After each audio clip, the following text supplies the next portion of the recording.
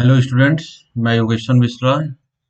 इस प्लेटफॉर्म से आज आपको जीएस में सामान्य अध्ययन के अंतर्गत जो है वि- सामान्य विज्ञान के अंतर्गत जो है मैं आपको बायोलॉजी की क्लास लेकर आया हूँ। आज हम लोग पढ़ेंगे बायोलॉजी के ऊपर जो है सर्कुलेटरी सिस्टम। ठीक है।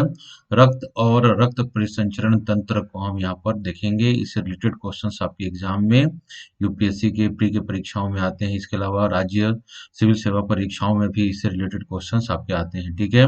साइंस में अगर क्वेश्चन आते हैं, अगर हम प्योर साइंस की बात करते हैं तो बायोलॉजी, फिजिक्स और केमिस्ट्री में करते हैं तो 50% क्वेश्चन जो है बायोलॉजी से आते हैं। ठीक है। तो हम उस बायोलॉजी के टॉपिक के अंतर्गत जो आज जो हम रक्त परिसंचरण तंत्र पढ़ेंगे। क्लियर चीजें। और यह परिसंचरण तंत्र जो हम पढ़ेंगे वो मानव के संदर्भ में पढ़ेंगे। ठीक है। देखिएगा, अनअकैडमी के प्लेटफॉर्म पर आप लोगों का स्वागत है। और यहाँ से आपको मिलते हैं daily live classes, live test and quizzes, structure courses and unlimited access. इसके लिए आपको डाउनलोड करना होता है अनअकैडमी का लर्निंग ऐप। और इसके डाउनलोड करते ही आप जुड़ जाते हैं इंडिया के टॉप 100 एजुकेटर्स के साथ। मैं योगेश्वर मिश्रा, इस प्लेटफॉर्म से आपको जो है आज की क्लास जो है मैं बायोलॉजी का ले रहा हूँ। और बायोलॉजी के अंतर्गत जो है हम ब्लड सर्कुलेटरी सिस्टम को हम यहाँ पढ़ेंगे। मेरा कोड है UGM10। इसका अगर आप यूज करते हैं और एडमिशन लेते हैं तो आपको 10% का फायदा होता है। ठीक है। देखिएगा, अनअकैडमी में जो है जीएस के लिए जो सब्सक्रिप्शन अवेलेबल है, एक प्लस है, दूसरा आइकनिक कोर्स है। दोनों का जो है फीचर्स आपकी स्क्रीन पर दिखाई दे रहे हैं। ठीक है। ये प्लस कोर्स का है। प्लस कोर्स जो है 6 महीने, 12 महीने और 24 और 36 महीने के लिए अवेलेबल। उनके फी स्ट्रक्चर आपको दिख रहे हैं। मेरा कोड UGM10 का आप यूज करते हैं तो आपको 10% का बेनिफिट होता है।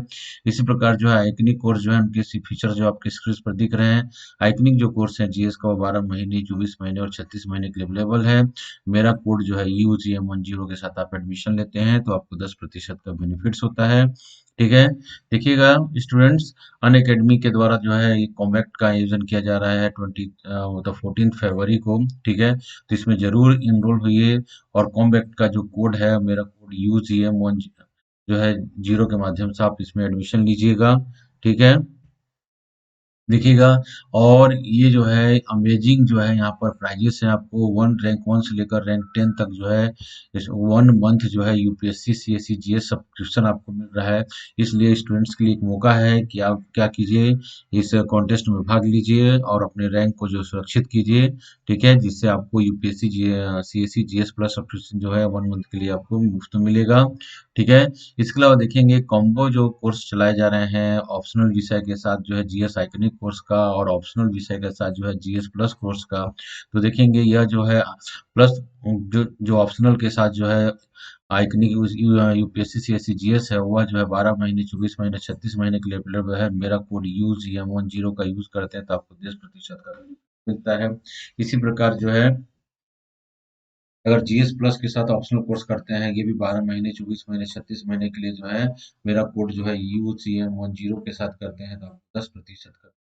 तो स्टूडेंट्स, आप लोग जल्द से जल्द एडमिशन लीजिए और क्लासेस को कंटिन्यू कीजिए। ठीक है। आज हम पढ़ रहे हैं बायोलॉजी की क्लासेस। तो जिन लोगों को बायोलॉजी में दिक्कत हो रही है, कुछ कठिनाई हो रही है, कॉन्सेप्ट समझ में नहीं आ रहा है, खासकर ब्लड और ब्लड सर्कुलेटरी सिस्टम से, तो आज क्लास को देखिए। एक दो बार क्लास करने के बाद जो है इस विषय में आपको किसी प्रकार का कठिनाई नहीं होने वाला है। ठीक है। उससे रिलेटेड जो है हम देख रहे हैं रक्त और रक्त परिसंचरण तंत्र के बारे में हम पढ़ेंगे। आपको क्लियर चीज है ये। रक्त परिसंचरण तंत्र के बारे में पढ़ रहे हैं। ठीक। तो सबसे पहले हम देखते हैं स्टूडेंट्स, रक्त क्या होता है ना।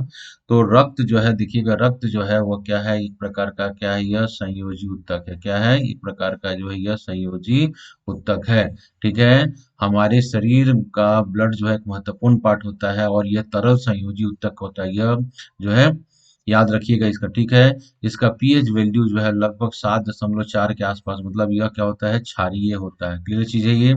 और रक्त जो है उसके बाद हम देखेंगे यहाँ पर ये क्लास में कि रक्त के संदर्भ में रक्त का जो है पार्ट होता है। रक्त में देखेंगे तो हमारे शरीर का लगभग, रक्त का लगभग 55% से 60% भाग जो है वो लिक्विड होता है, जिसे हम क्या कह रहे हैं, प्लाज्मा कह रहे हैं। याद रखेंगे, प्लाज्मा कह रहे हैं। शेष जो 40 से 45% भाग होता है वो रक्त कणिकाएं होती हैं। ठीक है।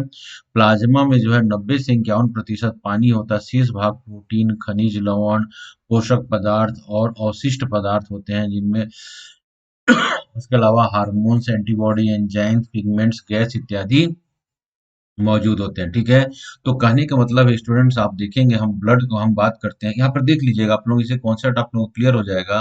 अगर आपको बोला जाए कि ब्लड क्या है, तो हम ऐसे भी कर सकते हैं, ब्लड जो है वह क्या है, प्लाज्मा प्लस जो है रक्त कणिकाओं से मिलकर, रक्त कणिकाओं से मिलकर बनता है, जिसको हम बोलते हैं रक्त कणिकाओं की इंग्लिश में बोलते हैं ब्लड कार्पसल्स। क्या कहते हैं, ब्लड कार्पसल से जो है वो मिलकर क्या बना होता है, ब्लड बना होता है। ठीक है, तो याद रखिएगा, प्लाज्मा और जो है रक्त कणिकाएं जो है मिलकर क्या बनाती हैं, ब्लड का निर्माण कर रही हैं। ठीक है, तो ब्लड इसे कहते हैं। ठीक है, तो ब्लड में क्या होता है, प्लाज्मा है, जो लिक्विड पार्ट है वो प्लाज्मा है, जो ठोस पार्ट है क्या होता है, रक्त कणिकाएं होती है, इसके अलावा अन्य पदार्थ भी होते हैं। क्लियर चीज है ये, तो ये ब्लड होता है। ठीक है, देखेंगे तो ब्लड में आपने देखा कि प्लाज्मा, और हम सीरम की बात करते हैं, तो देखिएगा आप समझिए चीजों को, तो ब्लड का हम प्लाज्मा की बात की है, तो प्लाज्मा क्या है, देखिएगा ब्लड का हम अगर सेंट्रीफ्यूगल करते हैं ना, सेंट्रीफ्यूज करते हैं मशीन से, इसको सेंट्रीफ्यूज करते हैं, तो उसकी जो ठोस पदार्थ हैं वो क्या होते हैं, नीचे की ओर जमे हो जाते हैं। तो ये ठोस पदार्थ जो नीचे की ओर जमे होते हैं वो क्या होते हैं, यह जो रक्त कणिकाएं होती हैं, क्या होती हैं, यह रक्त कणिकाएं होती हैं। क्या हो रही हैं, यह रक्त कणिकाएं होती हैं।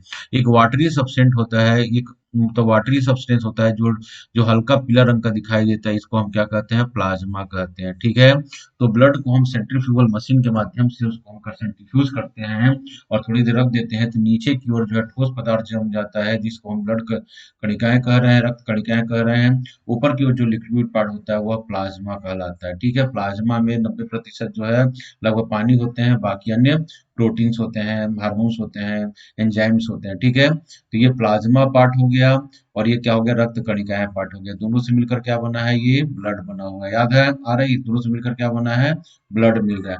तो अब होता है स्टूडेंट, आप लोग समझिए सीरम क्या होता है ना। दूसरा चीज है, तो सीरम हम देखेंगे क्या होता है। तो आपने एक देखिएगा सीरम के संदर्भ में, देखिएगा सीरम क्या हो रहा है, मैं आपको बता रहा हूँ यहाँ पर। ठीक है, तो यहाँ पर हमने देखा था कि ब्लड क्या ब्लड किससे मिलकर बना, ब्लड जो है किससे बनता है, प्लाज्मा और रक्त कणिकाएं जो है, या ब्लड कार्पसल्स जो है, कणिकाएं जो है मिलकर क्या बना रही हैं, ब्लड कार्पसल्स को। ठीक है, रक्त कणिकाओं को मिलकर के अपना ब्लड बना रहे हैं। तो दूसरा हम देख रहे हैं कि हम सीरम किसे कह रहे हैं। ठीक है, तो सीरम हम बोल सकते हैं किससे है, प्लाज्मा में जब हम क्या करते हैं, माइनस कर देते हैं क्या, क्लॉटिंग फैक्टर को, क्लॉटिंग फैक्टर्स को, या जो है प्रोटीन्स को हम माइनस करते हैं कि बस क्या करते हैं, प्लाज्मा से हम जो प्लाज्मा के अलावा जितने भी इसमें क्लॉटिंग फैक्टर्स होते हैं, प्रोटीन्स होते हैं, उनको हम क्या कर देते हैं, माइनस कर देते हैं। तो जो लिक्विड पार्ट बचता है वो क्या कहलाता है, सीरम कहलाता है।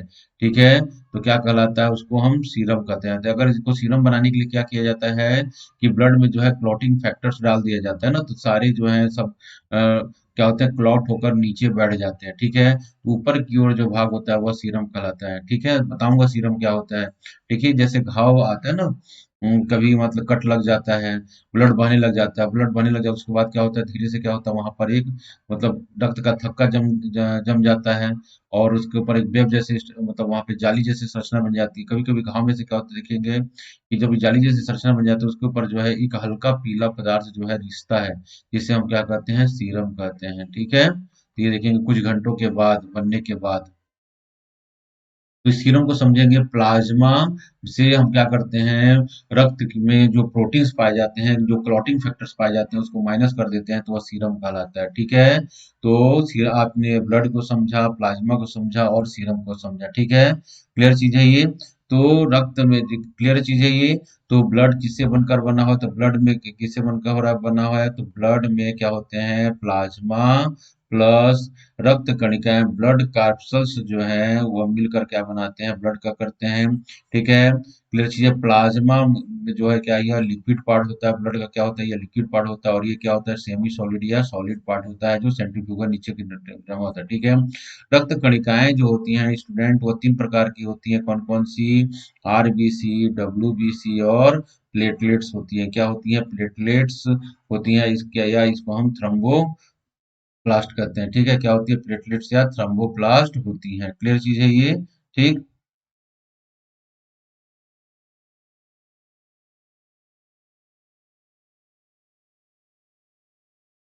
ठीक है, ये क्लियर है। तो देखेंगे देखिए ब्लड में क्या होती है, तो देखिएगा यहाँ पर रक्त या रुधिर के तरल भाग को हम क्या कह रहे हैं, प्लाज्मा कहते हैं। और ब्लड कणिकाएं जो है, ब्लड कैप्सूल जो है वो ब्लड में क्या होती है, तैरती रहती है। ठीक है। प्लाज्मा हम बताइए हल्के पीले रंग का चिपचिपा और थोड़ा क्षारीय पदार्थ होता है, जो आयतन के हिसाब से संपूर्ण ब्लड का जो है लगभग जो है 45 से 60% भाग होता है। ठीक है। शेष 45% भाग जो है क्या होता है, रुधिर कणिकाओं का होता है। प्लाज्मा में लगभग 90% भाग जल होता है, शेष 10% भाग प्रोटीन, कार्बनिक और अकार्बनिक पदार्थ होते हैं। याद आ रहा है? ठीक है। रुद्र देखिएगा ब्लड कैप्सूल्स जो है, रक्त कणिकाएं जो है तीन प्रकार की होती हैं। आरबीसी होती हैं, श्वेत रक्त कणिकाएं होती हैं, और प्लेटलेट्स होता है, इसको हम थ्रोम्बोप्लास्ट भी कहते हैं। ठीक है। तो आरबीसी को देखेंगे, ये रुधिर कणिकाओं का लगभग जो है 99% भाग होते हैं। इनको इंग्लिश में क्या कहते हैं, इरिथ्रोसाइट्स कहते हैं, क्योंकि इनका रंग लाल होता है। और यह सभी कशेरुकी सभी वर्टिब्रेट्स में पाए जाते हैं जिसमें रीढ़ की हड्डी होती है। ठीक है। लाल रुधिर कणिकाओं में जो है लाल रंग जो है हीमोग्लोबिन के कारण होता है। ठीक है। हीमोग्लोबिन का जो मेन जो धातु कंपोनेंट्स होता है वह क्या होता है, आयरन होता है, लोहा होता है स्टूडेंट। ठीक है। क्लियर चीजें। और जो प्रोटीन होता है उसे हम क्या कहते हैं, ग्लोब्यूलिन कहते हैं। ठीक है। और हीमोग्लोबिन के कारण होता है ना, ये क्या करता है, यह जो है ऑक्सीजन को बांधने और उसे मुक्त करने की क्षमता होती है। हीमोग्लोबिन के माध्यम से क्या होता है, जो हमारे ब्लड में जो है ऑक्सीजन को क्या करता है, यह कैरी करता है। क्या करता है, ऑक्सीजन को यह कैरिंग करता है। और ऑक्सीजन को जो लेकर यह कहाँ चला जाता है, यह कोशिकाओं में लेकर जाता है। ठीक है। और कोशिकाओं में ऑक्सीजन जब पहुंच जाता है तो क्या होता है, वहां पे उनका ऑक्सीकरण होता है भोज्य पदार्थों का, जिसके माध्यम से हमें ऊर्जा मिलती है। और फिर जो वहाँ कार्बन डाइऑक्साइड जो बनता है उसको लेकर कहाँ लेकर आता है, वह ब्लड में लेकर आता है, और ब्लड के थ्रू जो है हार्ट से होता हुआ कहाँ चला जाता है, प्यूरिफिकेशन के लिए वह लंग्स पे चला जाता है। ठीक है। वह हार्ट से लंग्स की ओर चला जाता है। ठीक है। इस प्रकार जो है हीमोग्लोबिन क्या करता है, यह ऑक्सीजन वहन करता है। क्लियर चीज है ये।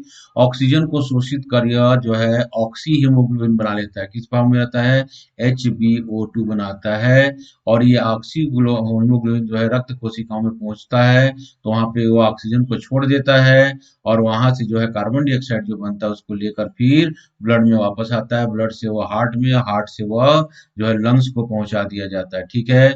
सभी स्तनधारियों का जो आरबीसी होता है वह उसमें केंद्रक नहीं होता है, क्योंकि हम देखते हैं ना न्यूक्लियस, हर सेल में न्यूक्लियस पाया जाता है। लेकिन जो मेच्योर आरबीसी होता है सभी वर्टिब्रेट्स में, चाहे स्तनधारियों में हम बात करते हैं, स्तनधारी में जो है यह जो है आरबीसी जो है वह ए न्यूक्लिएटेड होती है, इसमें केंद्रक का अभाव होता है। लेकिन एक ऐसा एनिमल है जिसका नाम है ऊंट, जो है ऊंट और लामा जो है ऐसे प्राणी हैं जिसमें आरबीसी के कणिकाओं में जो है केंद्रक पाया जाता है। इसको पॉइंट्स को नोट कर लीजिएगा, यह आईएएस के एग्जाम में ऐसा क्वेश्चन आ सकता है। ठीक है। ठीक है। जो दूसरी सबसे बड़ी जो दूसरी महत्वपूर्ण कोशिका है उसको हम बोलते हैं डब्ल्यूबीसी कहते हैं। रक्त कणिकाएं जो है वह डब्ल्यूबीसी है। इसे ल्यूकोसाइट्स कहा जाता है। क्या कहता है, ल्यूकोसाइट्स होते हैं, क्योंकि यह जो है इसमें किसी प्रकार का कलर नहीं होता, ये व्हाइट कलर सफेद कलर की होती हैं। ठीक है। अनियमित आकृति की, इसमें केंद्रक पाया जाता है और इसमें हीमोग्लोबिन नहीं पाया जाता है। ठीक है। इनकी संख्या जो है लाल रक्त कणिकाओं की अपेक्षा कम होती है। तो मतलब लाल रक्त कणिकाओं की संख्या जो है वह डब्ल्यूबी से बहुत ज्यादा होती है। तो मनुष्य के शरीर में इनकी संख्या लगभग जो है 5 से 9 हजार तक होती है। जबकि आरबीसी की संख्या जो है वह बहुत लाखों में होती है, मतलब यह जो है लगभग जो है 10 लाख से ऊपर जाता है। ठीक है। कुछ सूक्ष्म कणों की उपस्थिति के आधार पर देखिएगा, सूक्ष्म कणों की उपस्थिति के आधार पर डब्ल्यूबीसी को हम दो भागों में डिवाइड कर सकते हैं। एक होता है जिसमें कुछ रुधिर कणिकाओं में कण मौजूद होते हैं, वो क्या होते हैं, ग्रेन्युलस होते हैं, उनको हम बोलते हैं ग्रेन्युलोसाइट्स कहते हैं। ठीक है। तो ग्रेन्युलोसाइट जो है वो कौन कौन से हैं, न्यूट्रोफिल्स हैं।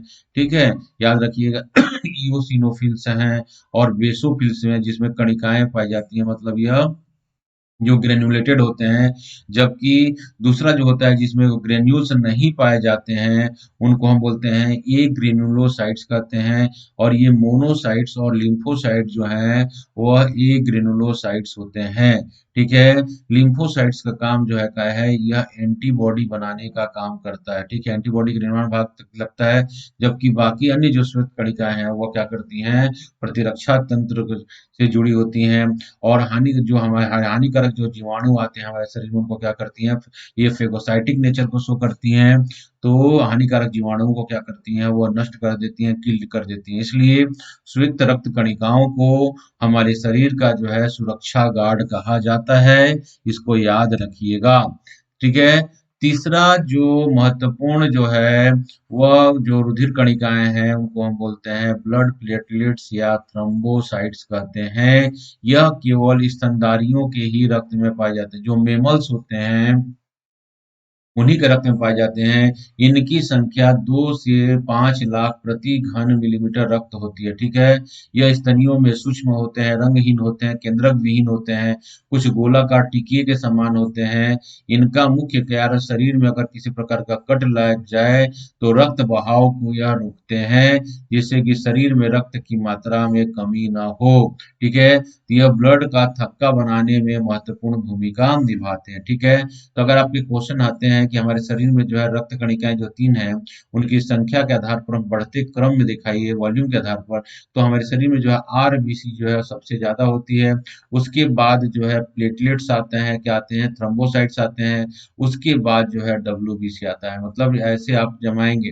ठीक है। तो ये इंक्रीजन सबसे ज्यादा क्या हो रहे हैं, आरबीसी होते हैं, उसके बाद प्लेटलेट्स होते हैं पर 100 ml ब्लड में। ठीक है। इनकी संख्या है तो यह लगभग 10 लाख से ऊपर होती है। यह जो है 3 से 5 लाख के बीच में होता है। और यह जो है 7 से 9 या 10 हजार के बीच में इनकी संख्या होती है। ठीक है, सेम अमाउंट के ब्लड में। ठीक है, क्लियर चीजें। तो ऐसे आप समझेंगे। ठीक है।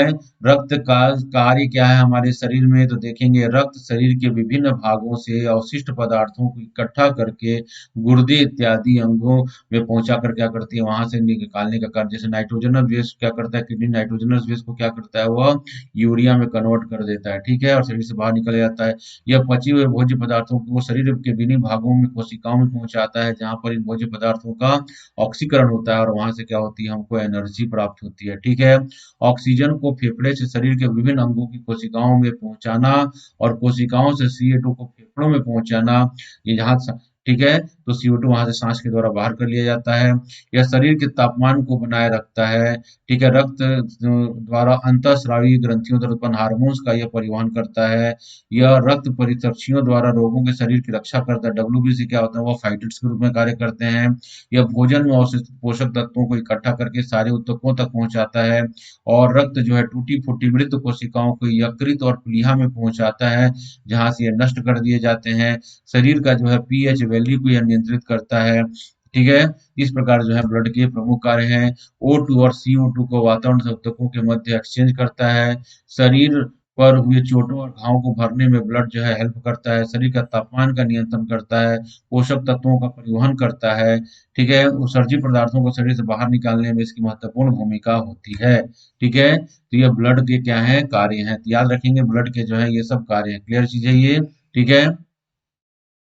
उसके बाद हम देखते हैं कि ब्लड क्लॉटिंग क्या होता है। ठीक है। तो कभी कभी क्या होता है, हमारे शरीर में किसी कारणवश से जब कट लग जाता है, तो अगर मान लीजिए ब्लड का क्लॉटिंग नहीं होता है, तो क्या हो जाएगा, ब्लड जो है हमारे शरीर से बाहर निकल जाएगा और हमारी जो है इमरजेंसी इशू हो जाएगा। हमारे शरीर में क्या हो जाएगा, ब्लड की कमी हो जाएगी और मृत्यु भी हो सकती है। ठीक है। उस कंडीशन को रखने के लिए जो हमारे सिस्टम में व्यवस्था बना है, वो क्या कहता है, ब्लड क्लॉटिंग या रक्त जैसे ही कट लगता है तो कुछ जो है मिनटों बाद या कुछ देर बाद जो है हमारे घाव के ऊपर क्या होता है, एक जाल की जैसी संरचना बन जाती है। इसी को हम क्या कहते हैं, प्लगिंग या क्लॉटिंग कहते हैं। तो जब किसी कटे हुए भाग से रुधिर का बाहर निकलता है, तो वहाँ जेली के रूप में कुछ ही मिनटों में वहाँ जम जाता है, जिसका हम स्कंदन कहते हैं।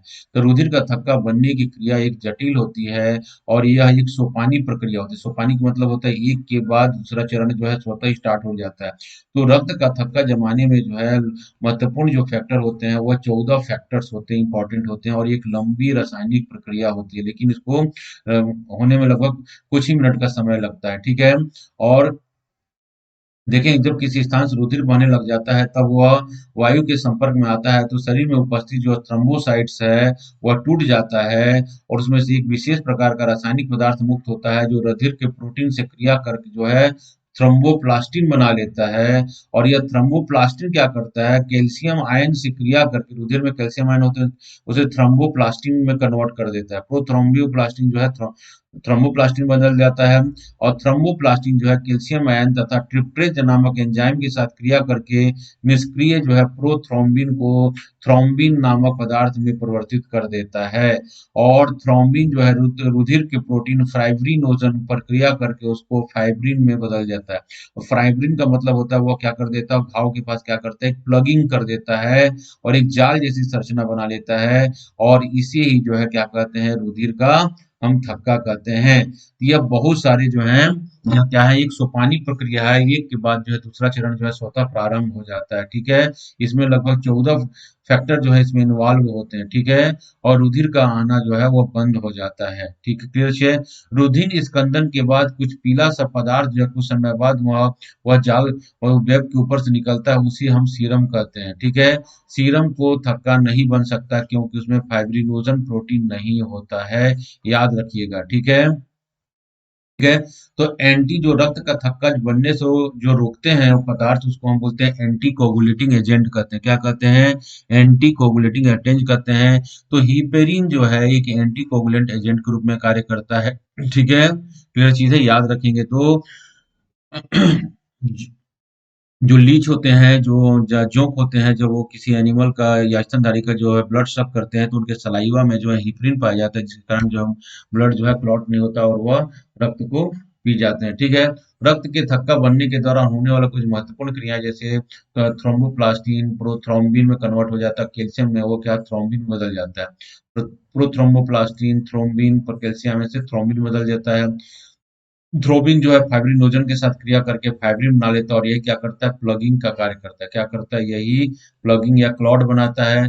फाइब्रिन जो है रक्त रुधिकाणियों के चारों ओर क्या होता है, जमा हो जाता है और जिसे जिसे हम क्या कहते हैं, रक्त का थक्का कहते हैं। ठीक है, रुधिर के बाहर निकले गए रुधिर, अगर हम क्या करते हैं, जब हम किसी ब्लड डोनेट करने जाते हैं ब्लड बैंक में, तो रुधिर को जमने से बचाने के लिए जो है एक पाउच होता है, इस प्रकार के पाउच होता है जिसमें ब्लड को निकाला जाता है। इस पाउच में देखेंगे एक पाउडरी संरचना, पाउडर के रूप में एक डाला जाता है। वो पाउडर जो होता है सोडियम और पोटेशियम ऑक्सलेट होते हैं, जो क्या करते हैं, ब्लड का थक्का नहीं जमने दे देते हैं, एंटीकोगुलेंट एजेंट के रूप में थक्का नहीं जमने दे देते हैं। ठीक है, तो यह पाउच जो है लगभग जो है, यहाँ पाउच में लगभग 300 ml ब्लड होता है। 300 ml ब्लड को 1 यूनिट ब्लड कहा जाता है। क्लियर चीजें, एक बार व्यक्ति जो है रक्त का डोनेट करता है, रक्त देता है, तो केवल 300 ml ब्लड का ही निकालने की परमिशन होती है और इसको हम 1 यूनिट ब्लड कहते हैं। और एक पाउच में कलेक्ट किया जाता है, उस पाउच में जो है एंटी कोगुलेटिंग एजेंट सोडियम और पोटेशियम के ऑक्सलेट रहते हैं वहां पे। ठीक है, याद रखेंगे। क्लियर है।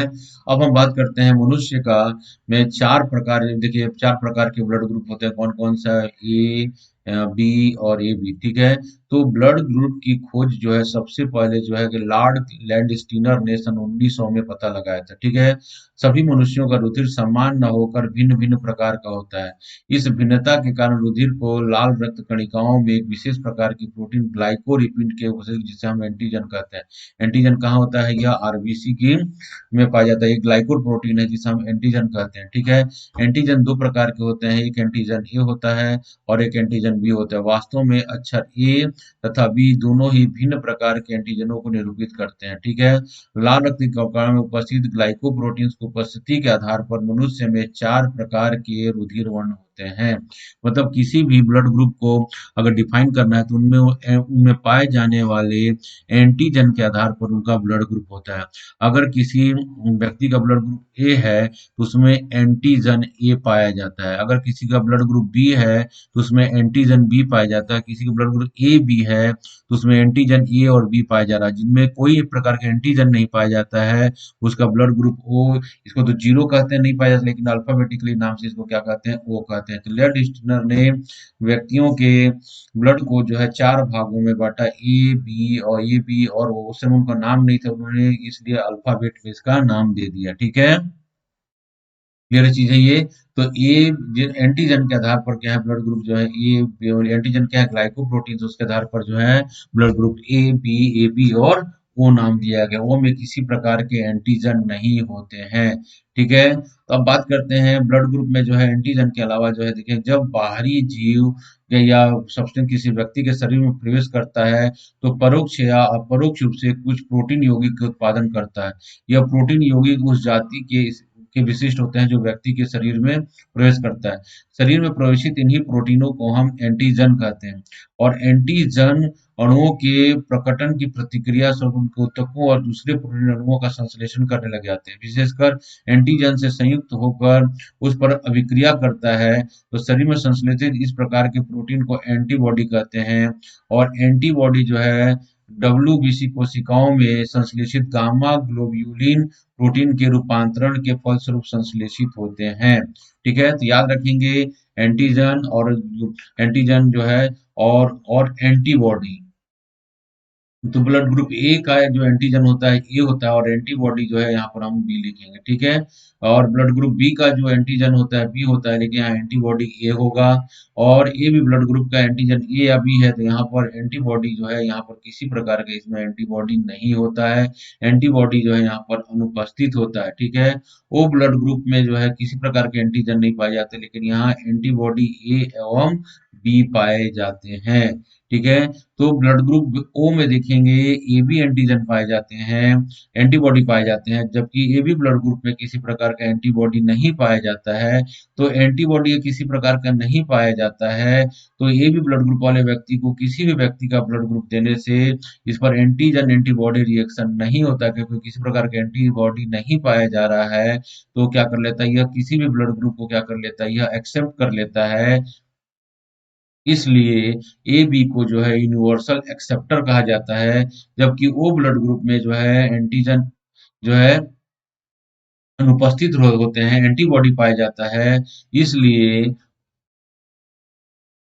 ओ ब्लड ग्रुप को जो है वह किसी भी ब्लड ग्रुप में क्या किया जाता है, दे दिया जा सकता है। इसलिए ओ ब्लड ग्रुप जो है क्या है, यूनिवर्सल डोनर के नाम से जाना जाता है। ठीक है, तो ब्लड ट्रांसफ्यूजन ऑफ में देखेंगे मनुष्य के रुधिर में वर्गों में सामान्यतः एगुलेशन नहीं होता, कोई भी रक्त अभिलेषण नहीं होता। इसका कारण यह है कि किसी भी रुधिर के में करस्पॉन्डिंग एंटीजन बॉडी एंटीजन उपस्थित नहीं होते, अर्थात एंटीजन ए के साथ एंटीबॉडी एंटीबॉडी ए या एंटीजन बी के साथ एंटीबॉडी बी उपस्थित नहीं होते, उसके विपरीत होते हैं। यदि किसी व्यक्ति के रुधिर में रुधिर रक्त को किसी ऐसे व्यक्ति के रुधिर रक्त में मिश्रित कर दिया जाए जिसकी अनुरूप करस्पॉन्डिंग एंटीजन एंटीबॉडी उपस्थित हैं, तब रात रक्त कणिकाएं जो है क्या होंगी, वह क्लॉटिंग जाएंगे। ठीक है, उदाहरण ए रुधिर वर्ग के रक्त का अगर बी रुधिर वाले वर्ग के रक्त में मिश्रण कर दिया जाए तो रक्त कणिकाओं का क्या होगा, क्लॉटिंग हो जाएगा, जिसमें रक्त कणिकाएं एक दूसरे से चिपक जाएंगी और इस चिपकाव के फलस्वरूप रक्त वाहिनियों में अवरोध उत्पन्न हो जाएगा, अंतोगत्या प्राणी की मृत्यु हो सकती है। अतः रक्त आधान में एंटीजन एवं एंटीबॉडी का विशेष तालमेल करना चाहिए, इसके आधार पर रक्त का अभिलेषण न हो सके। ठीक है, तो ए एंटीजन के खिलाफ जो है बी एंटीबॉडी, और बी एंटीजन के खिलाफ जो है ए एंटीबॉडी, और ए बी ब्लड ग्रुप में किसी प्रकार का जो है एंटीबॉडी एब्सेंट होता है, जबकि ओ ब्लड ग्रुप में ए और ए बी जो है एंटीबॉडी उपस्थित होता है। क्लियर चीज है ये, याद रखेंगे इस चीजों को।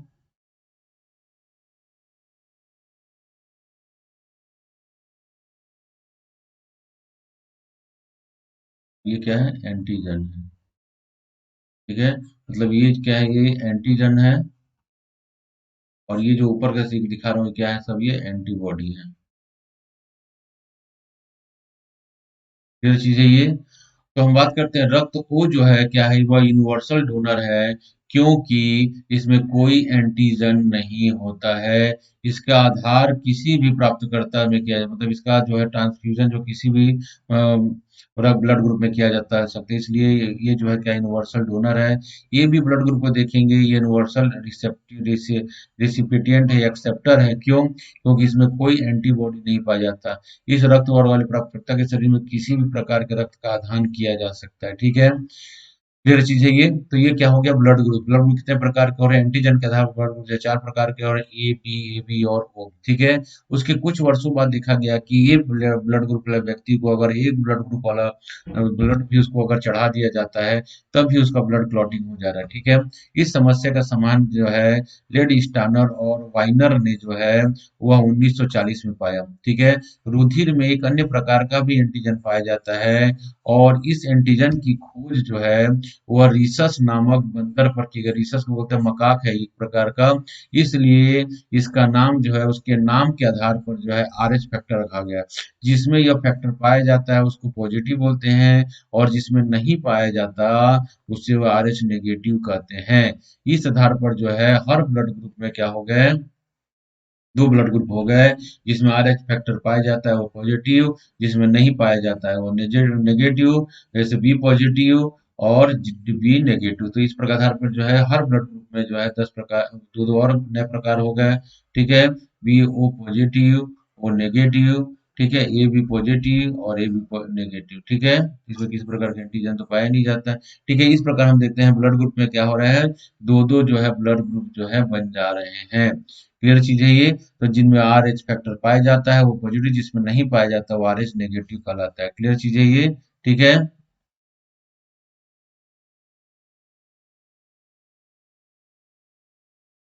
ठीक है। अब देखेंगे आर एच पॉजिटिव, देखिएगा इरिथ्रोब्लास्टोफिटिलिस क्या होता है देखेंगे। If the mother blood is are H negative, अगर माता का ब्लड आर एच नेगेटिव है और उसका इम्यून सिस्टम जो है R H negative positive foetus cells is they have a foreign substance, और उसके फीटस में जो बच्चा पल रहा है, अगर वह आर एच पॉजिटिव है, तो क्या हो जाता है, मदर का जो आर एच नेगेटिव है वो क्या कर लेता है, वो उसके खिलाफ जो है क्या कर लेता है, एक एंटीबॉडी डेवलप कर लेता है।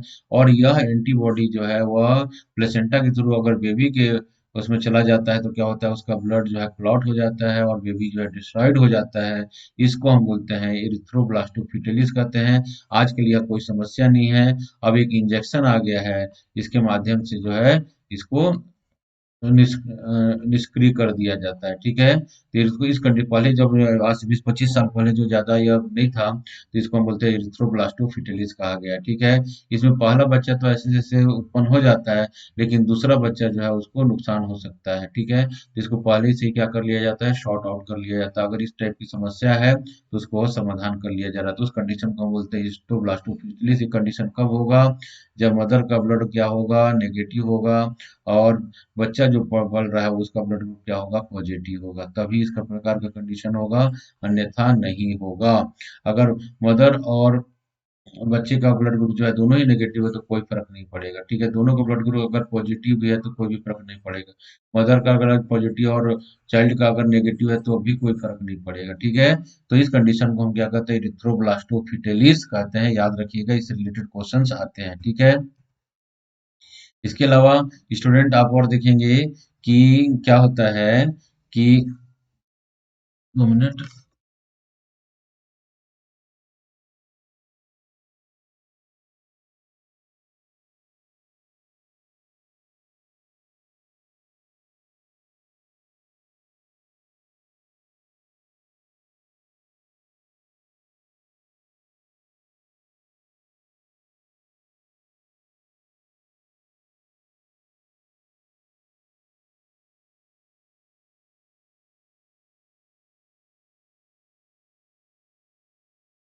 देखिएगा, इससे रिलेटेड क्वेश्चन कभी कभी एग्जाम में आ जाते हैं, उसको मैं डिक्टेट करता हूँ। ये देखिएगा, ये जो ब्लड ग्रुप है, देखिए किसी व्यक्ति के जो ब्लड ग्रुप होते हैं उससे जो तो वो होते हैं, कैसे उसकी पैतृकता का भी निर्धारण होता है, कैसे होता है उसको, मतलब पैटर्नल जो है पैटर्निटी की पहचान भी जो है ब्लड ग्रुप के माध्यम से की जा सकती है। कैसे की जा सकती है उसको हम देखते हैं, ठीक है। तो ब्लड ग्रुप कितने प्रकार के होते हैं आपने देखा है, ब्लड ग्रुप जो है 4 प्रकार के हो रहे हैं। कौन कौन से, ए हो रहा है, बी हो रहा है, ठीक है, ए बी हो रहा है, और ये ओ हो रहा है, ठीक है। इस आधार पर देखते हैं, तो ब्लड ग्रुप का ये जो जीनोटाइप होता है ना, तो देखो ब्लड ग्रुप ए का जीनोटाइप जो होता है, ये ऐसा हम कह सकते हैं, ठीक है। ये ए ब्लड ग्रुप का जीनोटाइप है, ठीक है। और ये जो है ब्लड ग्रुप बी का जीनोटाइप है, ठीक है, या ठीक है। और ए बी ब्लड ग्रुप का जीनोटाइप ये ऐसे एक ही प्रकार का होगा। ओ ब्लड ग्रुप का जो जीनोटाइप है ये, ठीक है। तो ये ब्लड ग्रुप का क्या है, जीनोटाइप है, ठीक है।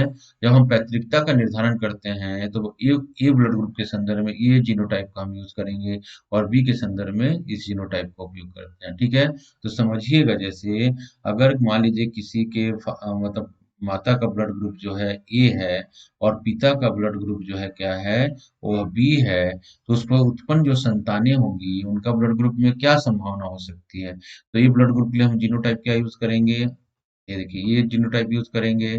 और बी ब्लड ग्रुप के लिए जो जीनोटाइप क्या करेंगे, यह यूज करेंगे, ठीक है। ठीक है। तो अब हम देखते हैं उत्पन्न संतानें कैसी हो सकती हैं।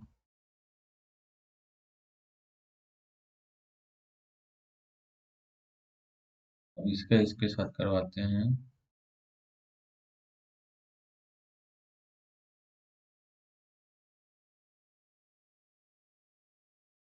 ठीक है, तो ये कौन सा ब्लड ग्रुप है देखेंगे, ये कौन सा ब्लड ग्रुप है, ओ ब्लड ग्रुप हो रहा है।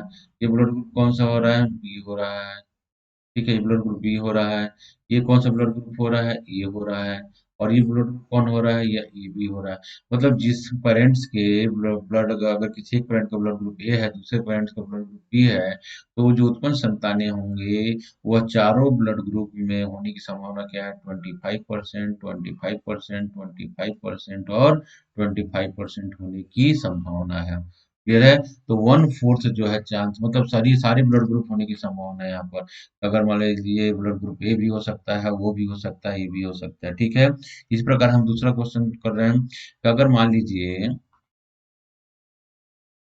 ठीक है, पेरेंट्स है जिसका ब्लड ग्रुप जो है क्या है, ए है, ठीक है।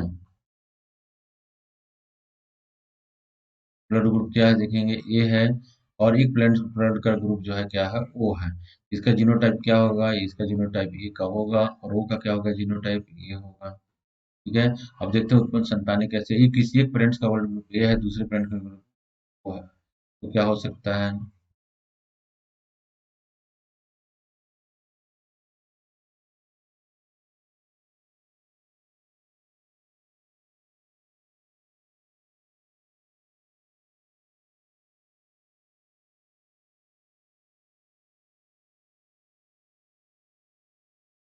ठीक है, तो यहाँ पर क्या हो रहा है, ये ब्लड ग्रुप ए हो रहा है, यहाँ पे ब्लड ग्रुप ए हो रहा है, यहाँ पे ब्लड ग्रुप बी हो रहा है, सॉरी ओ हो रहा है, और यहाँ पे ब्लड ग्रुप क्या हो रहा है, मतलब यहाँ पर 50% चांस है कि उनकी संतानें, 50% चट्टाने ओ ब्लड ग्रुप होगा, 50% चट्टाने जो क्या होंगे, ये ब्लड ग्रुप होगा। ये चीजें, इसे आप किसी प्रकार का हम देख सकते हैं, ठीक है, इसको आप किसी प्रकार से आप देख सकते हैं।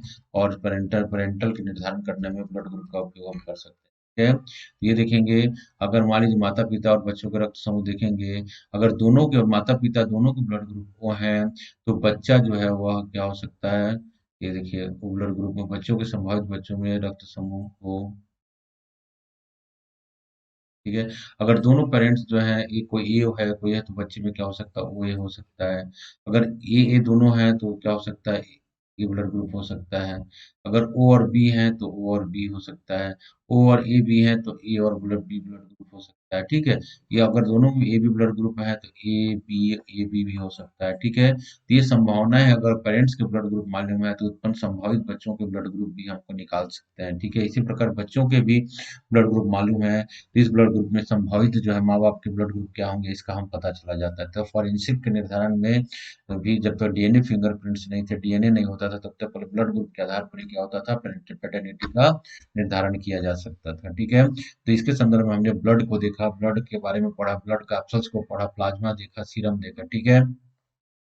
अब हम देखते हैं दूसरा जो है, हम परिसंचरण तंत्र की बात करते हैं। मानव में रक्त परिसंचरण तंत्र बोलते हैं, blood circulatory system, blood circulatory system की हम बात करते हैं, ठीक है। तो ब्लड सर्कुलेटरी सिस्टम जो है वह किससे बना होता है, हृदय से बने होता है, ठीक है। दूसरा, ब्लड सर्कुलेटरी सिस्टम में ब्लड होता है, हृदय होता है, और ब्लड जो किसमें फ्लो होता है, वह हृदय वाहिनियों में फ्लो होता है, ठीक है। तो इनसे मिलकर क्या बना होता है, वह ब्लड जो है सर्कुलेटरी सिस्टम बना होता है, ठीक है। तो उसको पहले हम देखते हैं, रक्त भी होता है, ठीक है।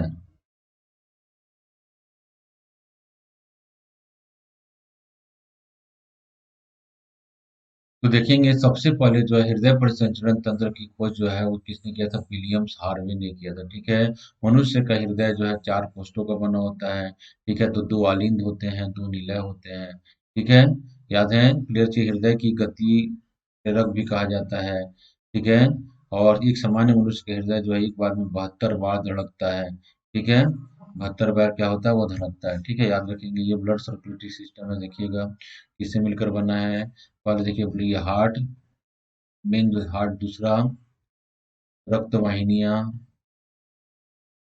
रक्तवाहिनियां। ठीक है, हृदय और रक्तवाहिनियों से मिलकर क्या बना है, क्या बना हुआ है। क्लियर चीज है ये। ठीक,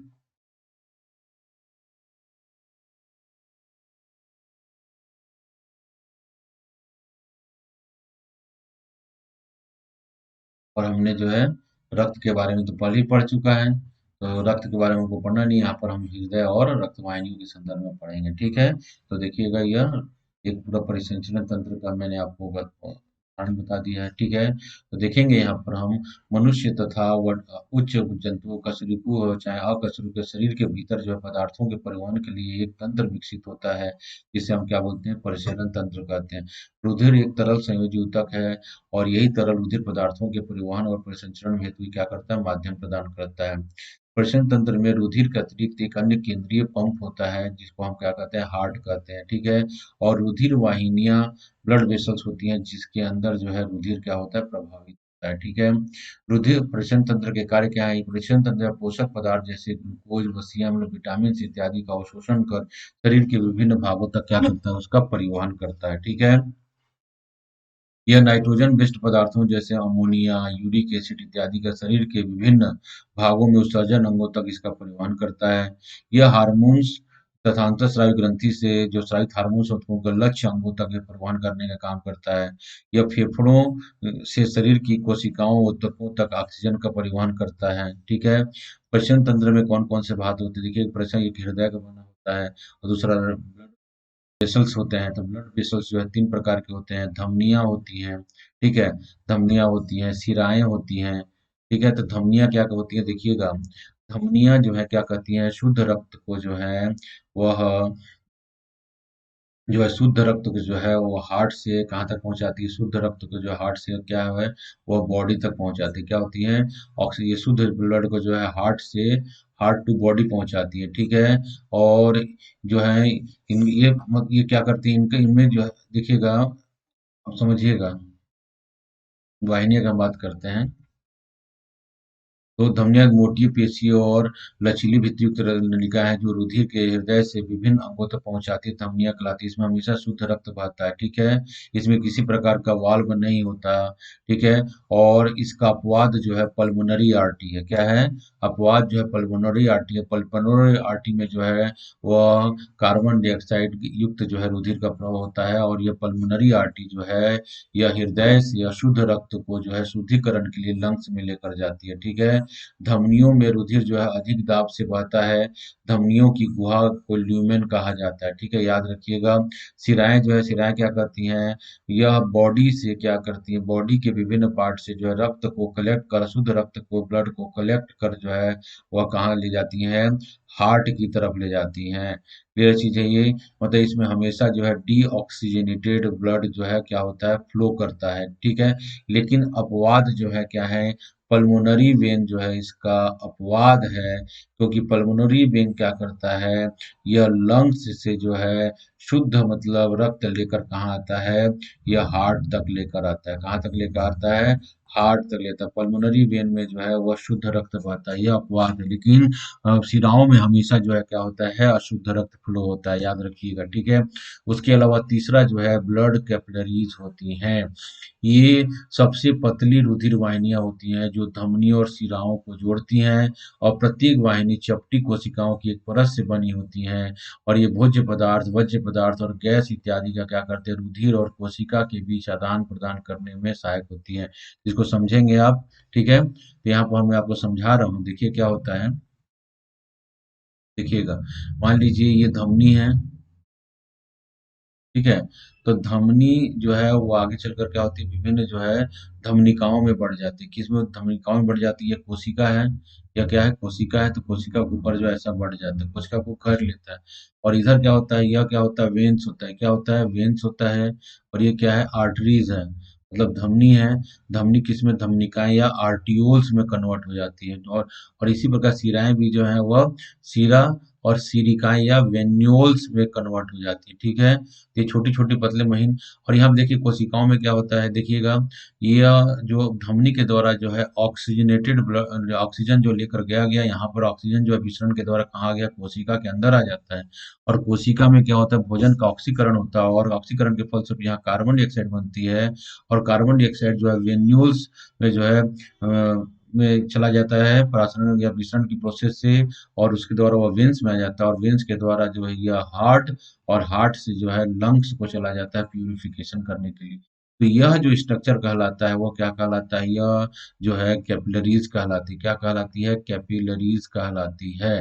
ठीक है, तो याद रखिएगा। तो धमनियां और शिराएं जो है वह टूटती हैं, और क्या बनाती हैं, वह छोटी और महीन तंतु बढ़ती हैं जो कोशिका को चारों तरफ से कवर करके रखती हैं। ठीक है, इन्हीं को क्या कहते हैं, ब्लड ब्लड कैपिलरीज कहते हैं। क्लियर चीजें।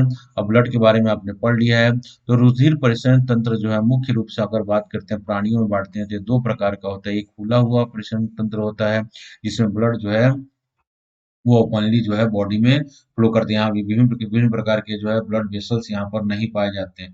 ठीक है, तिलचट्टा है, प्रॉन है, कीट है, मकड़ी है, इत्यादियों का जो ब्लड है वह जो है खुला परिसंचरण तंत्र कहलाता है। ठीक है, इसमें जो है परिसंचरण चक्र जो है केवल 5 से 6 मिनट में पूर्ण हो जाता है। ठीक है, जबकि क्लोज सर्कुलेटरी सिस्टम जो है यह स्तनधारियों की पहचान है, वर्टिब्रेट्स की पहचान है। इसमें जो है ब्लड जो है वही ब्लड वेसल्स में ही बहता है, बाहर नहीं बहता है। इस प्रकार के परिसंचरण तंत्र को हम क्या कहते हैं, क्लोज सर्कुलेटरी सिस्टम कहते हैं। ठीक है। मनुष्य का जो परिसंचरण तंत्र है दो भागों से मिलकर बना होता है। एक रुधिर परिसंचरण तंत्र होता है, और दूसरा जो है लसिका परिसंचरण तंत्र होता है। ठीक है, तो पहले हम रुधिर परिसंचरण तंत्र को देखते हैं। क्लियर चीज है ये। तो मनुष्य में जो ब्लड सर्कुलेटरी सिस्टम होता है उसकी सबसे पहले पता जो है विलियम्स हार्वे के द्वारा किया गया था। ठीक है, इसमें तीन होता है, क्या होता है, इसमें तीन भाग, प्रमुख भाग होते हैं। एक पहला हृदय होता है, दूसरा जो है क्या होता है, ठीक है, ब्लड कैपिलरी मतलब वाहिकाएं होती हैं, और तीसरा जो है ब्लड कैपिलरीज होती हैं। ठीक है, तो हार्ट को देखेंगे। यह एक केंद्रीय पंपिंग अंग है जो शरीर के में रुधिर का परिसंचरण करता है। यह मासल जो है कोनिकल से पंग या पसलियों के नीचे फेफड़ों के बीच में स्थित होता है।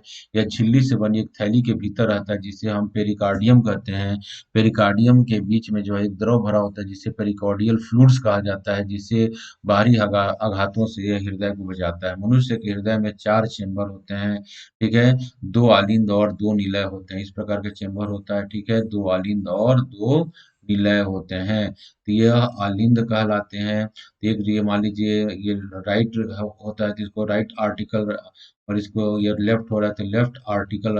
आलिंद को इंग्लिश में आर्टिकल कहते हैं। और निलय को जो वेंट्रिकल, तो ये राइट वेंट्रिकल हो जाएगा, और यह क्या हो जाएगा, लेफ्ट वेंट्रिकल हो जाएगा। ठीक है, तो मनुष्य का हृदय जो है क्या होता है, 4 कक्षों का बना होता है।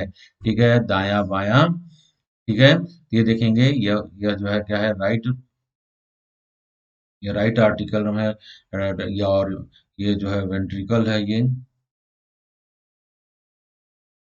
Right ventricle. और ये आर्टिकल है, ये जो है लेफ्ट आर्टिकल, आर्टियम। और ये नीला जो है, ये नीला है, सॉरी ये नीला है, नहीं ये आर्टिकल है, ये आर्टिकल है। ठीक है, और दोनों ही आपस में एक बल्ब के द्वारा जुड़े होते हैं दोनों ही। ठीक है, इसको हम समझेंगे यहाँ पर। ठीक है,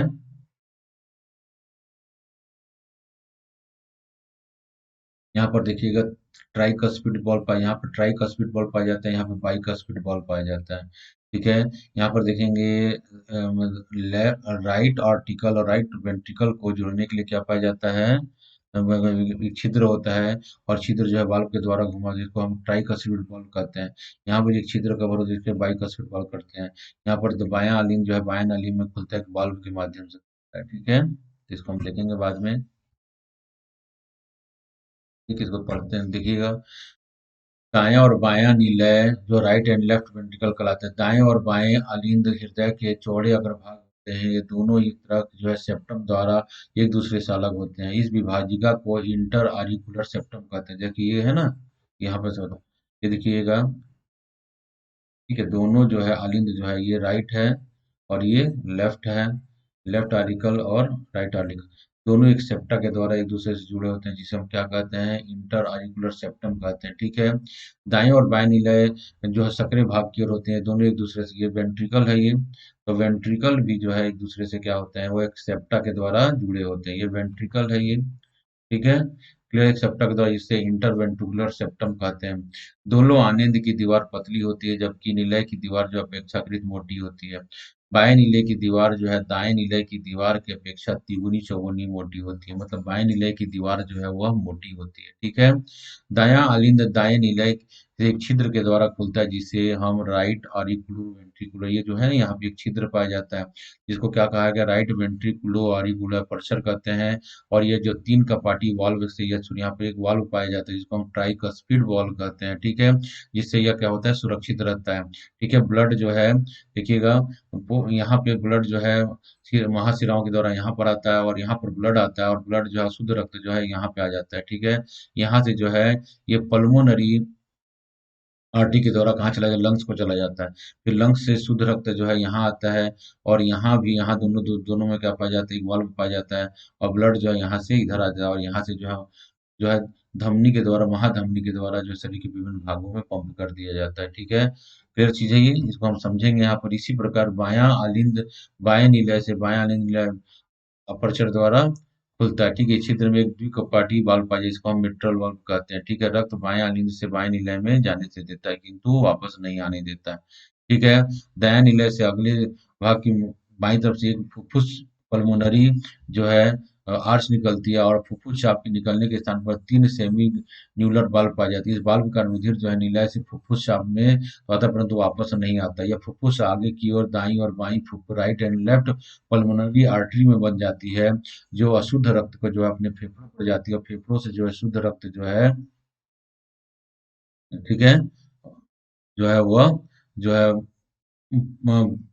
पल्मोनरी वेन के द्वारा जो है वह कहाँ पहुंचता है, लेफ्ट ऑरिकल में पहुंचता है, लेफ्ट एट्रियम में पहुंचता है, लेफ्ट ऑरिकल में पहुंचता है। क्लियर, लेफ्ट ऑरिकल से वह लेफ्ट वेंट्रिकल में आ जाता है, और वहां से महाधमनी द्वारा जो है शरीर के भागों में पंप कर दिया जाता है। ठीक है, तो इसको आप कैसे समझेंगे।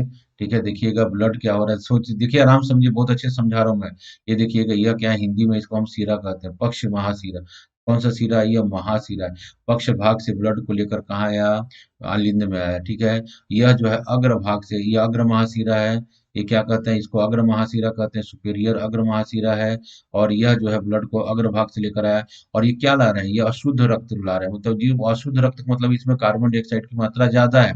ठीक है, और यहाँ पर एक वाल्व पाया जा रहा है, जो ये ट्राइकस्पिड वाल्व के द्वारा। अब जो ब्लड जो है यहाँ से क्या होता है, अब क्या होता है, याग्निन में संकुचन होता है, और संकुचन के कारण ब्लड जो है इस भाग में आ जाता है। ठीक है, और यहाँ से जो ब्लड है देखिएगा, वह जो है किससे, देखिएगा ये क्या, इसको हम क्या बोल रहे हैं, इसको हम बोल रहे हैं पल्मोनरी आर्टरी कर रहे हैं। ठीक है, आर्टरी के माध्यम से यह जो अशुद्ध रक्त है वो लंग्स को चला जाता है, किसको चला जाता है, लंग्स को चला जाता है। ठीक है, लंग्स से जो है शुद्ध, अब लंग्स में क्या होता है, प्यूरिफिकेशन, मतलब वहां से ऑक्सीजनेटेड ब्लड जो है, अब देखिएगा लंग्स से दो दो यहाँ से लंग्स से रक्त को लेकर हृदय में आ रही है। ठीक है, तो उसको हम क्या करते हैं, पल्मोनरी वेन्स, पल्मोनरी वेन्स जो है यह सीरा है, लेकिन यहाँ पर शुद्ध रक्त बहता है, और कहाँ लाया, यह लेफ्ट जो है ऑरिकल या अलिंद में लेकर आता है, और यह एक यहाँ वाल्व पाया जाता है, छिद्र पाया जाता है, जिससे ब्लड जो है कहाँ, लेफ्ट वेंट्रिकल में आ गया। अब शुद्ध रक्त जो कहाँ गया, लेफ्ट वेंट्रिकल में आ गया, और वेंट्रिकल का जो है कंस्ट्रिक्शन होता है, और ब्लड जो है महाधमनी के द्वारा, ठीक है, ये देखिए महाधमनी, इसका ओपन यहाँ पे हो रहा है, महाधमनी के द्वारा ब्लड जो है वह शरीर के विभिन्न भागों में क्या कर दिया जाता है, पंप कर दिया जाता है। इस प्रकार जो है काम करता है। ठीक है, इसको हम बोलते हैं मैकेनिज्म ऑफ हार्ट कहते हैं। शरीर में रुधिर का परिचलन हृदय की पंप क्रिया द्वारा संपन्न होती है। और हृदय कार्य की दो अवस्था होती है। प्रथम अवस्था में उसको हम सिस्टोल कहते हैं, जिसमें निलय सिकुड़ते हैं और भरी रुधिर को महाधमनियों में पंप कर दिया जाता है। दूसरी अवस्था में डायस्टोल होता है, जिसमें निलय फैलते हैं और आलिंद में रुधिर प्राप्त होता है। ठीक है, एक सिस्टोल और एक डायस्टोल को क्या मिलाकर क्या कहते हैं हम, हार्ट बीट का निर्माण होता है। ठीक है, और ऐसे जो है 1 मिनट में जो है 72 बार जो है दिल धड़कता है। ठीक है, परंतु कड़ी मेहनत या व्यायाम के फलस्वरूप धड़कन जो 1 मिनट में बढ़ भी सकता है। इसका हम उम्र के हिसाब से, इन्वायरमेंट के हिसाब से, कार्य करने के आधार पर जो है इसका वेरी करता है। ठीक है, और जो है देखेंगे एक धड़कन में लगभग जो है 70 mm ब्लड को पंप कर दिया जाता है। ठीक है, रुधिर के इस आयतन को जो है स्ट्रोक आयतन कहा जाता है। हृदय की धड़कन के समय दोनों आलिंद एक साथ संकुचित होते हैं और दोनों निलय जो है एक साथ संकुचित होते हैं। ठीक है, हृदय की धड़कन दाहिने आलिंद से ऊपर के भाग में स्थित जो है ऐसे नोड से, साइनो ऑरिकुलर जो है नोड होती है। देखिएगा, यहाँ पे हम हार्ट की बात कर रहे हैं, ये हार्ट की हम बात कर रहे हैं स्टूडेंट्स, आप समझिएगा। तो यहाँ पर एस ए नोड पाया जाता है। यहाँ से जो है एक इम्पल्स, एक करंट जनरेट होता है, जो ये सभी यहाँ यहाँ इस पार्ट में फैल जाता है। ठीक है, इसको हम कहते हैं ऐसे नोड कहते हैं, जो दोनों अलिंद के बीच में होता है। यही जो है हार्ट का क्या होता है, इसको हम पेस मेकर कहते हैं। यहीं से क्या होता है, करंट जनरेट होता है और जिससे हृदय जो है संकुचन होता है, उसका शीतलन होता है। ठीक है, ठीक है, और संकुचन शीतलन को जो है एक मशीन होता है, जिसको हम बोलते हैं इलेक्ट्रोकार्डियोग्राफी या ग्राम कहते हैं, के माध्यम से उसको ग्राफ कर लिया जाता है। ठीक है, उसको हम हिंदी में बोलते हैं ईसीजी कहते हैं। इसी का पता लगाकर जो है क्या करते हैं, इसी का पता लगाकर, ईसीजी का ही पता लगाकर जो है कार्डियोलॉजिस्ट जो है हृदय के फंक्शन को देखते हैं। क्लियर चीज है ये। ठीक है, तो यह हृदय के संकुचन और शीतलन के समय के अनुसार से होता है। ठीक है, तो एक तो हृदय के क्रमिक नियमित संकुचन में लगभग जो है मनुष्य के हृदय 72 बार जो है प्रति मिनट स्पंदन करता है, जिसमें लगभग 5 लीटर रुधिर को पंप कर दिया जाता है। ठीक है, सर्वप्रथम दाएं और तुरंत बाएं दाएं आलिंद में संकुचन होता है, जिससे कारण रुधिर आलिंदों से निलयों में पंप कर दिया जाता है। ठीक है, इस प्रकार आपने समझा। तो यहाँ पर आपको मैं बता चाहता हूँ, एक स्वस्थ व्यक्ति के शरीर में कितनी मात्रा ब्लड की होती है, उसके बॉडी वेट का लगभग 7 से 8% जो है वो क्या होता है, ब्लड उसके शरीर में होना चाहिए। ठीक है, या हम बोल सकते हैं 5 लीटर से लेकर लगभग 6 लीटर जो है ब्लड जो है एक वयस्क मनुष्य के शरीर में होता है। ठीक है, अगर सबसे बेस्ट तरीका उसके बॉडी वेट का कितना होता है, बॉडी वेट का जो है हम बोल सकते हैं उसका 7 से 8% ब्लड उसके शरीर में होना चाहिए। ठीक है, तो ब्लड सर्कुलेशन को हम समझेंगे। देखिएगा, यह क्या है, देखेंगे यह दायां आलिंद है और ये दाहिना निलय है। यह बायां आलिंद है और यह बायां निलय है। इसको हिंदी में लिख देता हूँ, बायां निलय। ठीक है, और बायां आलिंद। ठीक है, और ये क्या है, बायां दाहिना आलिंद, और ये क्या है, दाहिना निलय। ठीक है, अब देखेंगे बॉडी के विभिन्न भागों से जो है, अब देख हम यहाँ से देख रहे हैं, ये क्या है, लंग्स है, फेफड़ा है ये क्या, फेफड़ा, फेफड़ा में क्या होता है, अशुद्ध रक्त यहाँ पे लाया गया, यहाँ पर क्या होता है, अशुद्ध, यहाँ पे ऑक्सीजन होता है, यहाँ पर कार्बन डाइऑक्साइड गया, कार्बन डाइऑक्साइड लंग्स से कहाँ बाहर चला जाएगा ये, और यहाँ पे ब्लड में, यहाँ पे ऑक्सीजन हो गया ब्लड।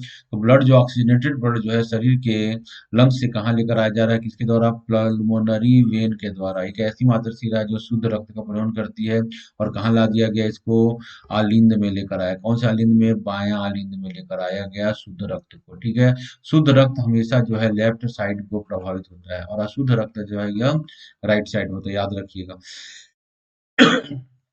ब्लड जो है यहाँ पर आ गया है, और ब्लड यहाँ आने के बाद क्या होता है, इसमें जो है संकुचन होगा, तो ब्लड क्या होगा, इस छिद्र के द्वारा जो है वेंट्रिकल आलिंद में निलय में आ जाएगा। ठीक है, और निलय में जब यह संकुचन होगा, तो यह जो है महाशिराओं के माध्यम, देखिएगा महाशिराओं के माध्यम से जो ब्लड है वह शरीर के विभिन्न अंगों में पहुंचा दिया जाएगा। ठीक है, शरीर के विभिन्न अंगों में जब ब्लड पहुंचा दिया जाता है, क्या होता है, यहाँ पे सेल पहुंचा दिया जाता है, तो यहाँ पे अंगों में आता है, तो यहाँ पर क्या होता है, ऑक्सीजन दे दिया गया कोशिका को, और यहाँ से जो है ब्लड में क्या हो गया, यहाँ पर, यहाँ से क्या हो रहा है,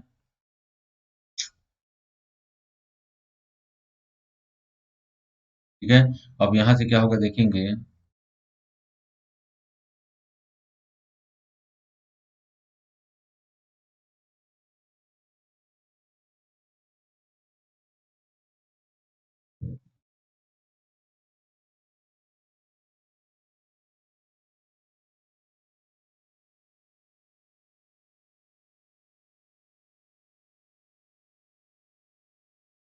हम्म, अब क्या हो रहा है देखिएगा।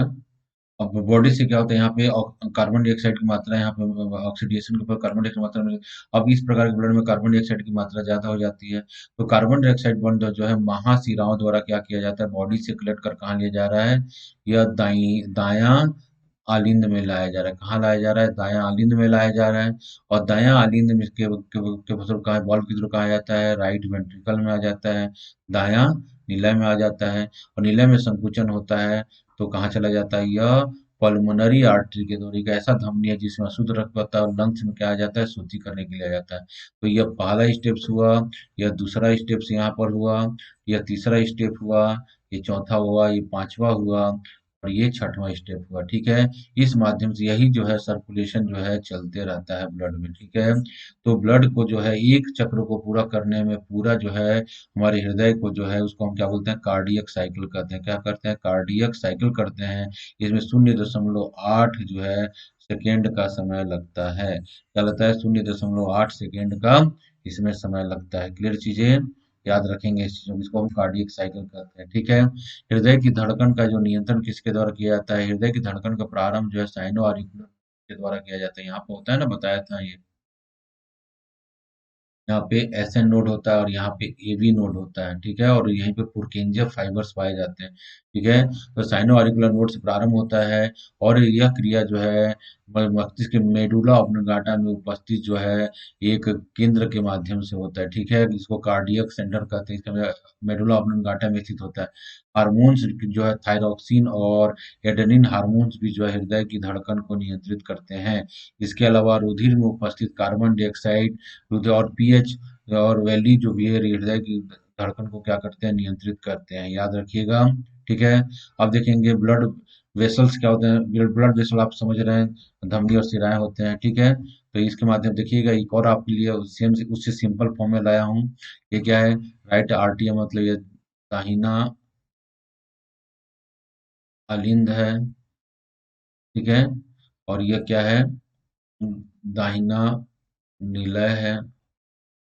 दाहिने अनिलय में हमेशा याद रखिएगा, यहाँ पर जो वेना के बाद और यहाँ पे हमेशा जो है इस पार्ट में जो है अशुद्ध रक्त है। क्या है, यह अशुद्ध रक्त, यहाँ पे कार्बन डाइऑक्साइड की मात्रा ज्यादा है। ठीक है। सेम वही प्रोसेस है, देखिएगा फ्लो हो रहा है। ठीक है। लंग्स में अशुद्ध रक्त आ रहा है, पल्मोनरी आर्टरी के माध्यम से यहाँ पे क्या हो रहा है, शुद्ध हो रहा है। और ये क्या है, शुद्ध रक्त है। और शुद्ध रक्त जो है पल्मोनरी वेन के द्वारा कहाँ लेके आया गया, बायां अलिंद में आया। यहाँ पर जो वाल्व के द्वारा सब यहाँ पे बायां नीले में आ गया। और बायां नीले शरीर के विभिन्न भागों में महाधमनियों द्वारा क्या किया गया, सर्कुलेट कर दिया। फिर बॉडी से अशुद्ध रक्त जो है शिराओं के द्वारा कलेक्ट करके यहाँ ले आया। यह सर्कुलेशन चलते रहती है, इसको हम बोलते हैं कार्डियक साइकिल कहते हैं। ये कार्डियक साइकिल कहते हैं। कितना समय लगता है, 0.8 सेकेंड का समय लगता है। ठीक है। क्लियर चीज है ये, याद रखिएगा इसको। ठीक है। धमनी और शिरा में हम अंतर देख लेते हैं। धमनी जो है रुधिर को हृदय से अंगों तक ले जाती है, जबकि शिरा जो है रुधिर को अंगों से हृदय तक ले जाती है। यह लाल रंग का होता है, यह हल्का हरे लाल या नीले बैंगनी का, जिसमें कपाट नहीं पाए जाते, इसमें कपाट पाए जाते हैं।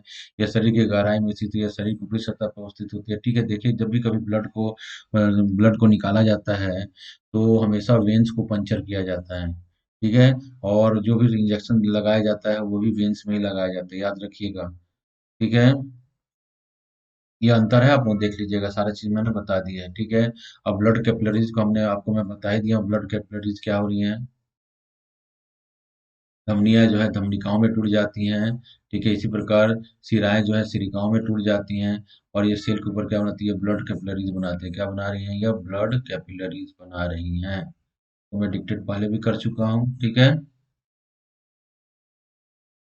ये क्या करते, ब्लड कैपिलरीज में क्या होता है, भोजन O2 CO2 का क्या होता है, आदान प्रदान होता है कोशिका से ब्लड कैपिलरीज के बीच में। ठीक है। और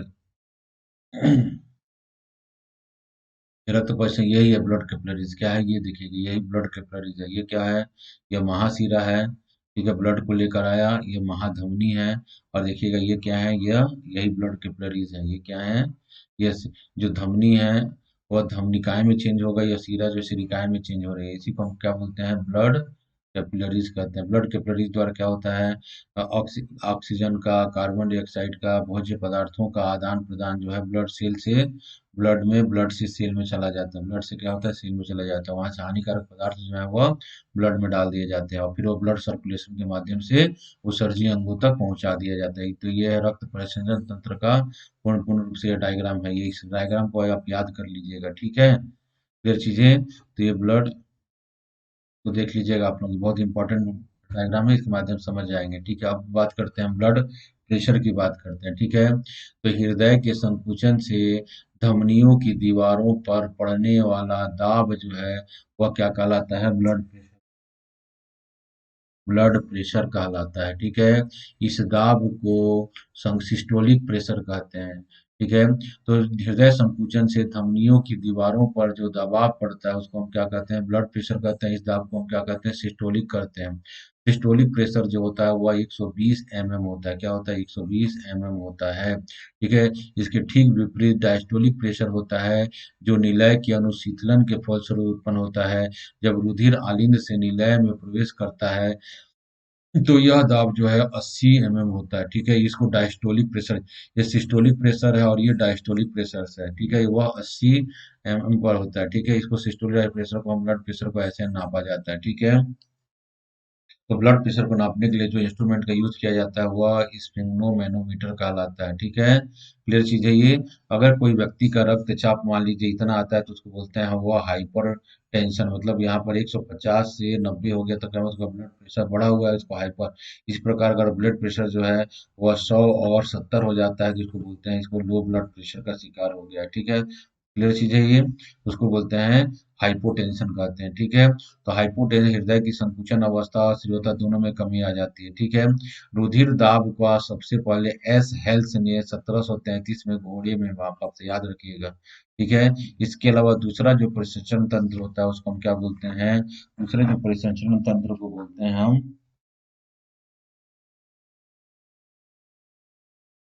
दूसरे प्रकार का जो परिसंचरण तंत्र है उसको हम बोलते हैं लसिका परिसंचरण तंत्र बोलते हैं, ठीक है। देखिए लसिका क्या होता है, कोशिकाओं के चारों ओर द्रव की एक पतली परत होती है जिसे हम टिश्यू फ्लूइड कहते हैं। तो ये रुधिर और कोशिकाओं के मध्य होने वाले पदार्थों का आदान प्रदान इसी फ्लूइड द्रव के माध्यम से होता है। देखिए क्या होता है, ये बॉडी की कोशिकाएं हैं, दो कोशिकाओं के बीच में जो है, कोशिकाओं के बाहर जो पदार्थ जो है रिलीज करा जाते हैं तो इसको हम क्या कर रहे हैं, फ्लूइड कह रहे हैं, ठीक है। और यही जो है लसिका कहलाती है। इसमें बहुत सारे जो है आवश्यक पदार्थ होते हैं, और ये जो बॉडी फ्लूइड है वो क्या बनाता है, आपस में मिलकर एक ल्यूमेन मतलब लिम्फेटिक वेसल्स बनाती है। और यही लिम्फेटिक वेसल्स के द्वारा जो है यह किया जाता है, यह वेन्स में डाल दिया जाता है, और वेन्स में जो है सर्कुलेटरी सिस्टम में चला जाता है, ठीक है। तो देखेंगे इसको, तो मध्य पदार्थों का आदान प्रदान इसी ऊतकों के माध्यम, भारत वास्तव में रुधिर कोशिकाओं में पदार्थ जैसे भोजन, ऑक्सीजन आदि सबसे पहले इसी ऊतक में ही विसरित होते हैं। तब जो है ऊतक द्रव्य में कोशिकाओं से, इसी प्रकार कोशिकाओं के लिए पदार्थ जो है कार्बन डाइऑक्साइड, यूरिया इसी ऊतक द्रव्य में मिश्रित होते हैं, फिर इस द्रव से रुधिर कोशिकाओं में जाते हैं। ऊतक द्रव्य वाहिनियों में एकत्रित होती है, और ये वाहिनियां में एकत्रित होने के बाद इसे लसिका कहा जाता है। लसिका जिस वाहिनी में एकत्रित होती है उसको लिम्फेटिक वेसल्स कहते हैं। लसिका हल्के पीले रंग का द्रव है, रुधिर की तरह यह लाल रंग का नहीं होता क्योंकि इसमें लाल वर्णक नहीं पाया जाता। इसका रासायनिक संगठन प्लाज्मा की भांति होता है। इसमें जो है लिम्फोसाइट्स होते हैं, ठीक है, क्लियर चीज है ये, ठीक है। और उक्त कोशिका मिलकर जो है वेन्यूल्स का निर्माण करते हैं। देखेंगे छोटी छोटी महीन लसिका वाहिनियां संयोजित होकर जो है लसिका वाहिनियां बनाती हैं, और यह लसिका वाहिनियां जो है वेन्यूल्स का निर्माण करती हैं।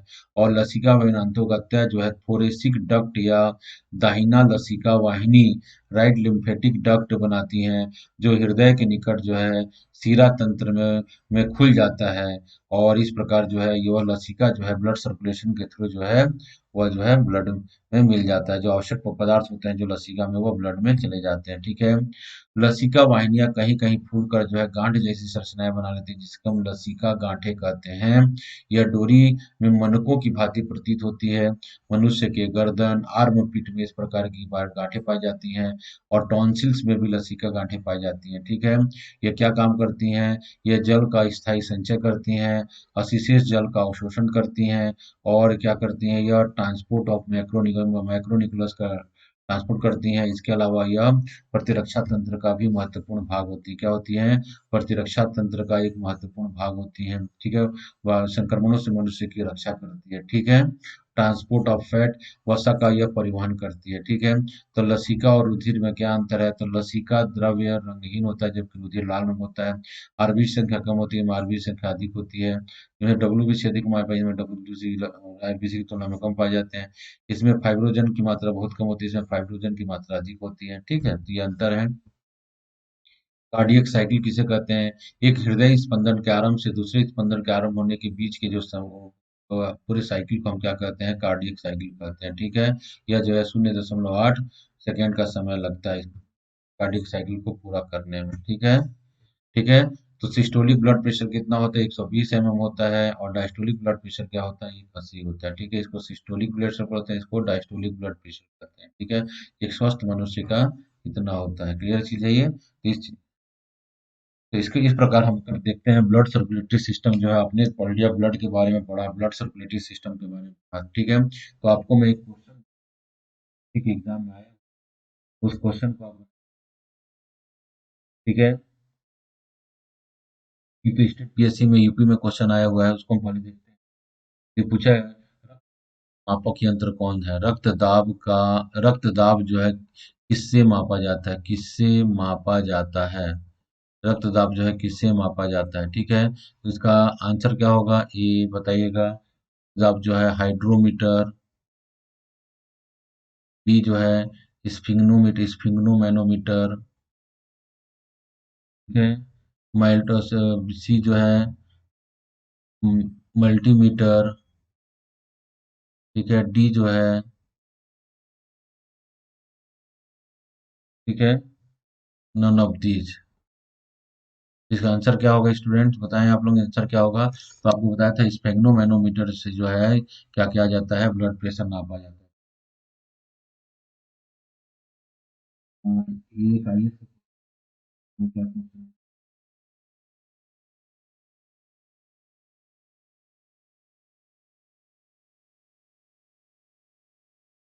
हम्म।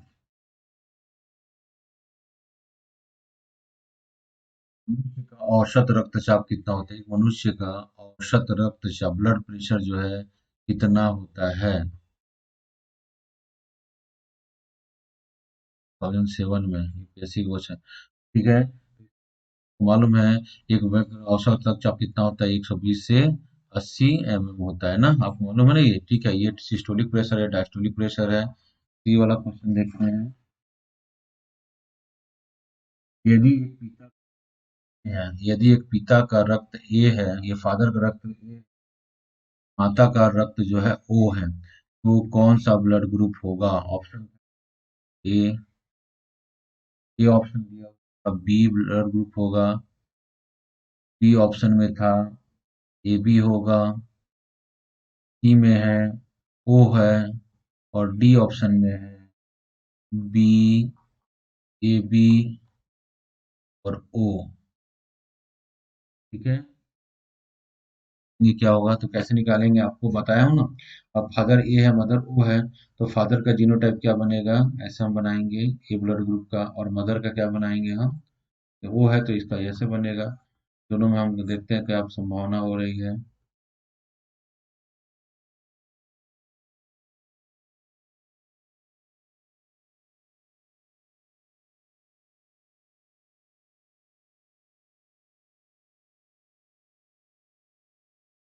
कौन सा रक्त ग्रुप हो सकता है? ठीक है, उसके बच्चों में होता है। ठीक है। अब इसको हम देखते हैं।